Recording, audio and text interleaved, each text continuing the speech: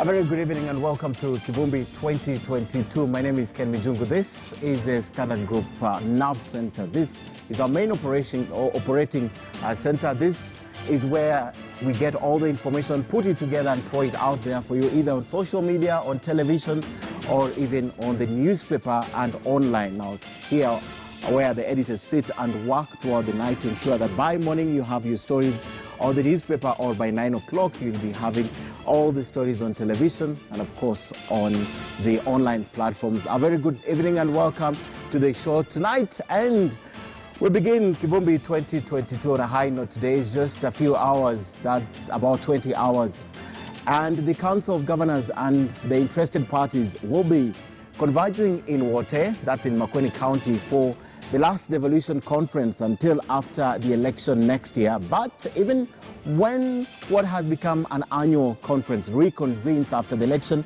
it will be done biannually. So in the next election cycle, there will be two devolution conferences. The significance of this event cannot be overemphasized, and apart from bringing stakeholders together, counties have used these opportunities, such as the one that is beginning tomorrow, to benchmark and learn from other devolved units. It's been 8 years, and tonight we take stock of the strides made since the year 2013.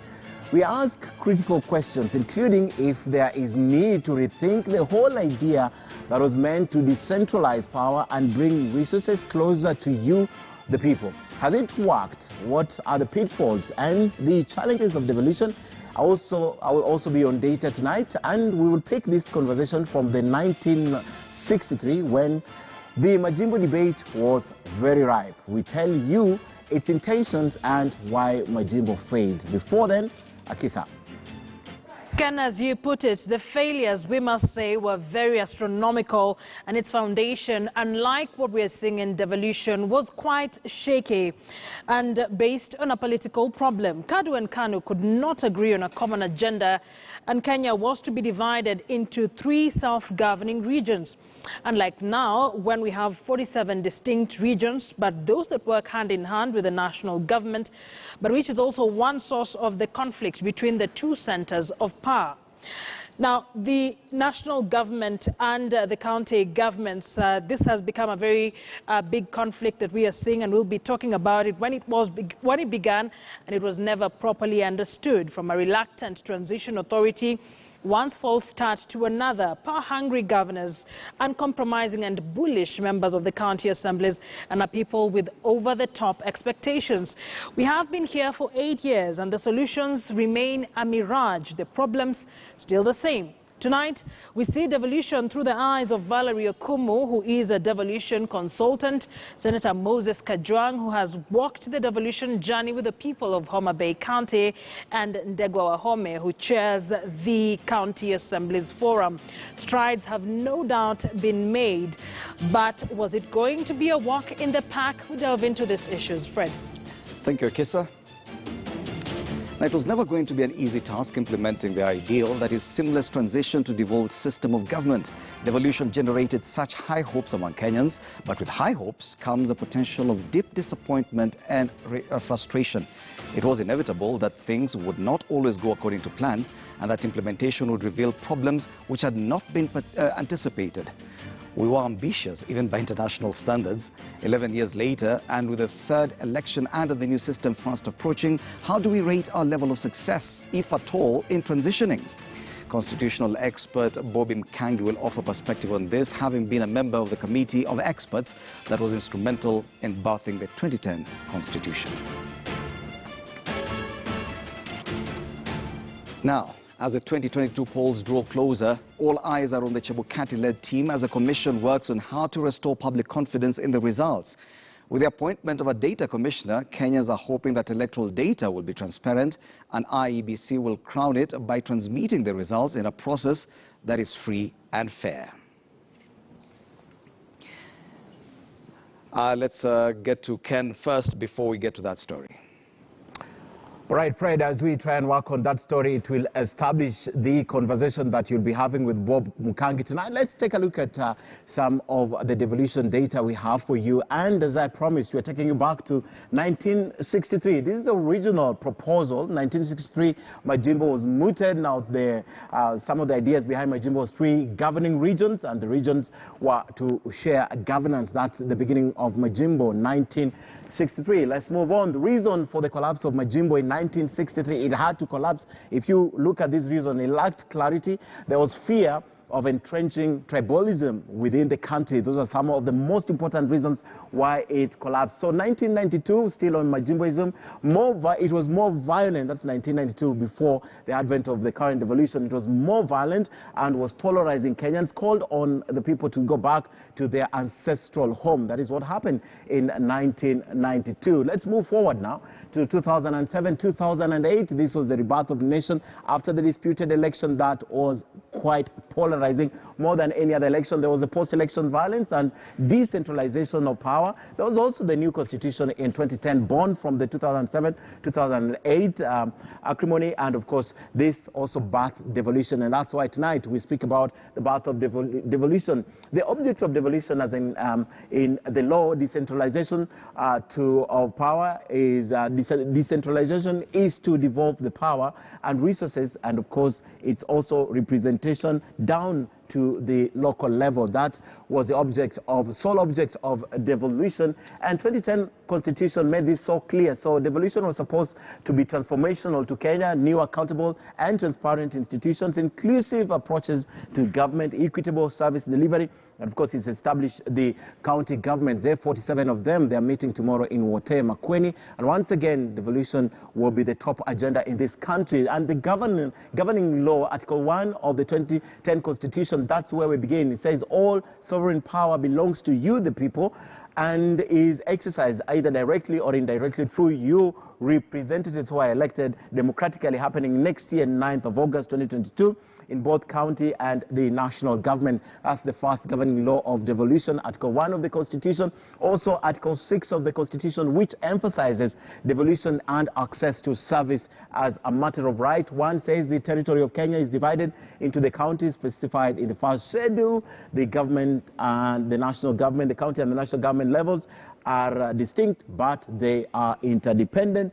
A national state organ shall also ensure reasonable access to its services in all parts of the Republic of Kenya. Article 6 of the Constitution. Let's move on to Chapter 11 of the Constitution that stipulates the division of functions between the national and the county governments in the country. Now, the relationship between the governments, the boundaries of the counties, and also the suspension of county governments. That Article 11 of the Constitution. Article 174 also talks about the objects of devolution, and A says to promote the democratic and accountable exercise of power, to foster national unity by recognizing diversity. And also the governing laws now of devolution. There are several, but still on Article 174, to give power of self-governance to the people, right to the grassroots level, to reorganize the right of communities to manage their own affairs. A very important indeed, Article 174 of the Constitution as a matter of right. Let's move on now from Article 174 of the Constitution. Still two more: to protect and promote the interests and rights of minorities and marginalized communities, and promote social and economic development, and the provision of proximate, easy access to services. Some of the objects of the Constitution under Article 174, to ensure equitable sharing of national and local resources. We are going to talk about this throughout the country to facilitate this decentralization of state organs, their functions and services from the capital of Kenya. That was very important indeed. And finally, let's take a look at Article 175 on the devolved governments now. 175, now Article 175, just jump on to Article 175 of the Constitution, just waiting for that. But the county government shall reflect the following principles under Article 175. The county government shall be based on democratic principles and the separation of power, and also the county government shall have reliable resources of revenue to enable them govern and deliver service delivery. And finally, on the other principle of devolution, no more than 2/3, that's the next page, no more than 2/3 of the members represented in both bodies in each county assembly shall be of the same gender. That's very important. But finally, as I leave to allow Fred Ndimuli have a conversation now with Bob, other laws that we'll talk about that govern devolution. There's the Urban Areas and Cities Act, the County Government Act, Public Finance Management Act, very important. We'll talk about it tonight. Transition to Devolved Government Act, Basic Education Act, and the Constituency Development Fund. And also there are other 3 public service Act. We have the Public Appointment, County Assembly's Powers and Privileges Act, and lastly, the County Assembly Service Act. We are going to talk about all these laws definitely because they're very important laws in devolution, and today is just about 20 hours before the beginning of the devolution conference in Wote, Makueni County. Away from that, let's now take you to Fred Ndimuli to have this conversation with Bob Mukangi. By the way, he was very instrumental in the constitution that we're using currently. We'll be telling you all about that. What was the intention of devolution? Has it worked? Has it not worked? What needs to be changed? Can we rethink it or not? Can even it be typed? Let's move on now to Fred. Fred. Thank you, Ken. And before we get down to the conversation, Makueni County is from tomorrow set to host this year's devolution conference under the theme Multi-Level Governance for Climate Action. This will be the 7th annual devolution conference and the last before next year's polls, as Morimi Mwangi now reports.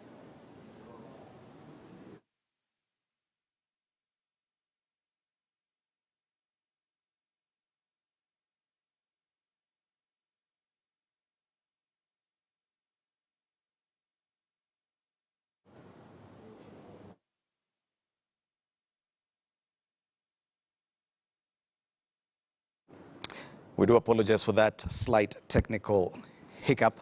But let's move on to the conversation. This evening we're very much privileged to have a constitutional lawyer.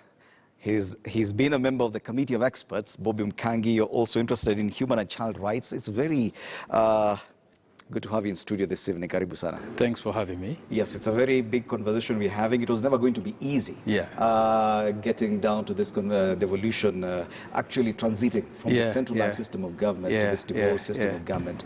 Now, implementing a seamless transition from that kind of governance system is definitely problematic. How do you rate Kenya's success so far in terms of transition? I think we've done fairly well. And with the background you've given, that we were actually dismantling a highly centralized, monopolized power holding and wielding governance system to one which, even with a lot of challenges, with a lot of philosophical obstacles, was going to decentralize, dissipate power away from that central pole.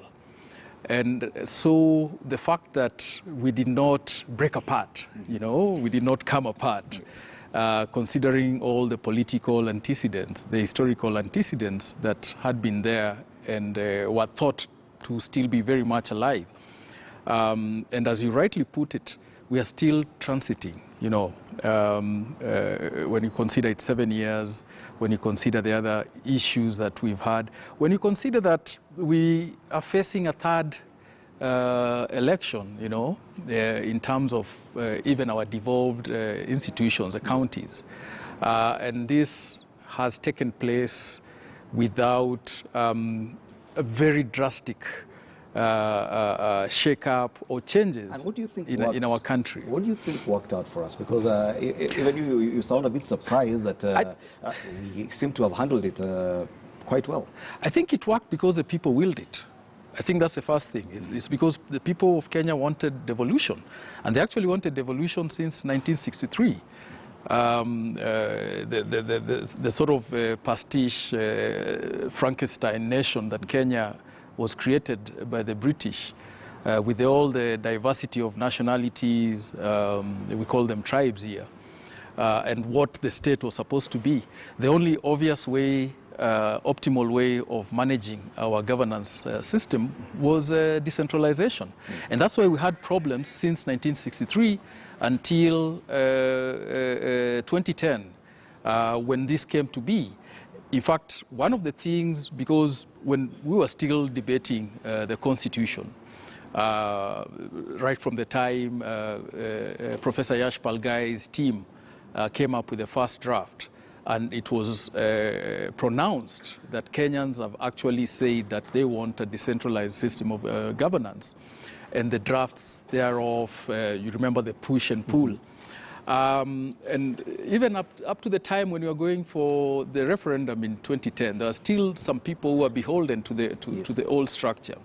But as soon as it was announced that Kenyans had endorsed the proposed Constitution of Kenya 2010, I think the first celebrations, the first ululations that came out were about Chapter 11, devolution. Yes. And so, to answer you, I think this has worked despite the problems, despite the challenges, because the people willed it, they supported it, and they wanted it. So, whatever was happening on the ground in terms of the problems, I think people were alive to the fact that, one, we were not transiting with the perfect orthodoxy. We didn't have, if I would say, a good big brother or sister in terms of an example of the governance structure that we had and what had come out of it to copy from. And to some extent, in as much as decentralization is not novel to Kenya, but our system is unique. Yes. So yes, we could copy from other jurisdictions some things, but there are things that were unique to us. Okay. But also, I think the team that was put together, the task force that was headed by Professor Mutaha Kangu, to look through the nitty-gritty of the laws, the structures, regulations that we needed to come up with in order to transit smoothly, I think did an exceptional job. And I think to think through the nuts and bolts. And I think once they got those right, then it was a bit easy for us to transit. And you've talked about the celebrations, the ululations that came with the new constitution. Of course, it's been described as an ambitious, very ambitious endeavor for any country, even by international standards. Yes. The celebrations by Kenyans definitely were because of the high expectations that came with it. People believed that this would be, to some extent, even a panacea of quite a lot of the problems that were bedeviling the country. That this one single move into a devolved system of government, everything would be sorted out. Yes. Now, do you think there's any reason why Kenyans should or could be disappointed with the progress so far? Yes, I mean, there are very many reasons. Despite the fact that, as we're saying, we must take the caution of the time. 7 years, 10, 11 years of the new constitution, 7 years of devolution, still in transition. So with every challenge, with whatever disappointments that we have that backdrop. But Kenyans are disappointed because they know that whatever has failed is not because of an act of God. It's not because some earthquake, hit Kenya or, some disaster that we could not prevent did visit with us. They know that the issues that are bedeviling our system, bedeviling our governance structure are man-made. They are synthetic.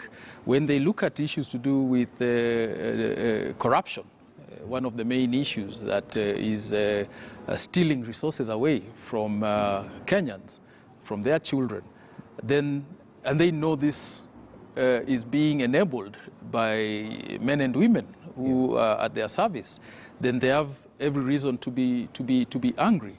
When they see misuse or bad use of power, responsibility, functions, They know this is quite preventable. And with that, with a structure, with categorical pronouncements in the Constitution itself, when they know they constructed a Constitution apart from the structures that gave, an ethical pronouncement as to how power should be exercised, leadership should be exercised in Chapter 6, saying that they thought through this whole thing.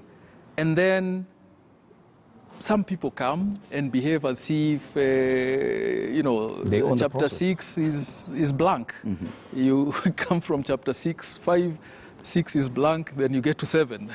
That's how the Constitution is. So that's what I think angers Kenyans, and for me, I think correctly so, because they know that the problems that are bedeviling us are problems that we can walk away from. They are problems that we can deal with. They are problems that we have a blueprint for dealing with. They are problems that are historical. And that's why they suggested and came up with a new constitution. Interestingly, that comes up even as we head towards a new election, fresh election, and the fact that we are going to elect a new set of human beings. Interestingly, this transition has only been overseen by one president. Yes. We're going to have another president. Yes, do we run a risk of negating the gains that have been made so far if we, as Kenyans, elect certain types of individuals? As always, as I was saying, when you look at the problems that we have, they're synthetic, they're man-made, and man-made in the sense of, the people who put in charge to run the system that we came up with. Political leadership, appointed leadership, and that's why when Kenyans look at whatever is happening, whenever you hear of a big scandal, corruption scandal, it's highly politically connected people. People in county governments, people in the national government. So again, and as you rightly ask, it's for Kenyans now to ask themselves, and they have a template, because since 2013, the first elections after the new constitution as of 2010, 2017, and now this third time, I think we should have gained enough data for us to be able to know when a gentleman appears to us speaking like this, looking like this, with this background, when a lady comes to us looking like this, talking to us like this, we think this is the wrong person. But do you feel there's that sense of urgency or understanding by Kenyans that the fact that this transition to the devolved system of government is not yet complete, that we are going through it in phases, that there's still a lot more, the journey is still, we're still in the early stages of the journey?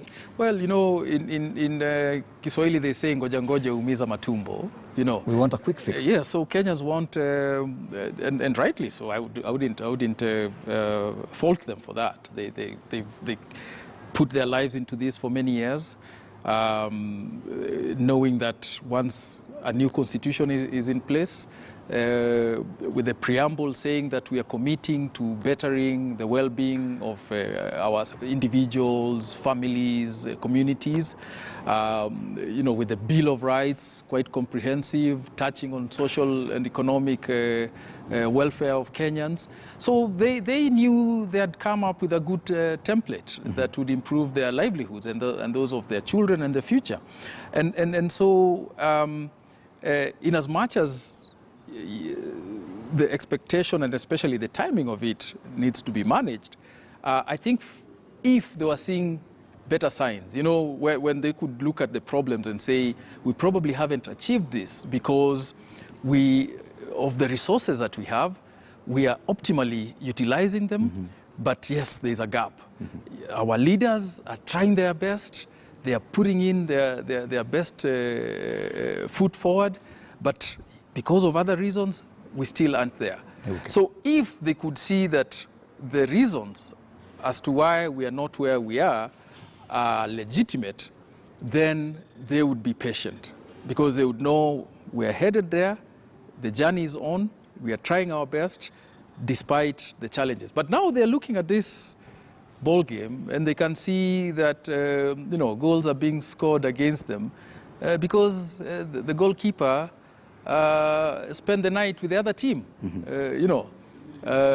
So they have reason to be disappointed because the failures that are there are failures that are supposed to have been taken care of. They are failures that definitely would disappoint any Kenyan, who, especially the ones who understand the history of how we got the Constitution in 2010. So yes, I would validate their disappointment, despite the fact that, yes, even when you look at the Constitution, we are supposed to have a phased transition into devolution. In fact, it's supposed to be, very, very programmatic, metric-based. Have counties achieved certain parameters? Do they have certain systems? But again, because of the political climate around when we are transiting, again, I wouldn't fault the transitional team then for saying, let all counties begin the journey at the same time. Yeah, so, okay. But the phasing, the fact that some counties will run ahead of others, the fact that some will achieve probably social development better than others, will lag behind economically, and all these, staggered presentations will be there. But the long and short of it is that Kenyans know we are not where we are because of our bad manners, not because of other reasons. And probably they understand that with 9 months to go before the next election, that probably it's another opportunity to accelerate or slow down the transition into the devolved system of government. Let's take a break. We'll come back and continue this conversation.